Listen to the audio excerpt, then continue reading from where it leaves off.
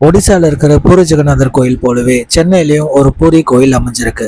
இந்த கோயில் 2001 ஜனவரி மாதம் 26ஆம் தேதி நிறுவப்பட்டது. இந்த கோயிலுடைய தெய்வ விக்கிரகங்கள் வேப்ப மரங்களால வடிவமைக்கப்பட்டிருக்கு. இந்த கோயில இருக்கிற பெருமாளை பார்க்கும்போது பூரி கோயில்ல இருக்கிற பெருமாளை பார்க்குற மாதிரி வடிவமைச்சிருக்காங்க.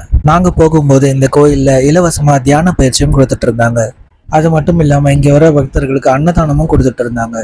குடிநீர் வசதி முதல் கொண்டு தேவையான எல்லா வசதிகளையுமே இந்த கோயில்ல செஞ்சு கொடுத்துருக்காங்க. இந்த கோயில் ஒடிசா நாட்டோட கலிங்க கட்டிடக்கலையில கட்டப்பட்டிருக்கு. கருடன் விக்கிரகம், கோபுரம், யாகசாலை, சின்ன சின்ன சன்னதிகள் அனைத்துமே பூரி கோயிலோட ரெஃபரன்ஸ்ல தான் கட்டப்பட்டிருக்கு. வருடந்தோறும் நடக்கிற ரத யாத்திரை தான் மிக விமர்சையா இந்த கோயில்ல கொண்டாடப்படுது. இந்த கோயில் சோழிங்கநல்லூர் டு மகாபலிபுரம் போற வழியில கானத்தூர் அப்படிங்கிற ஒரு கிராமத்துல அமைஞ்சிருக்கு.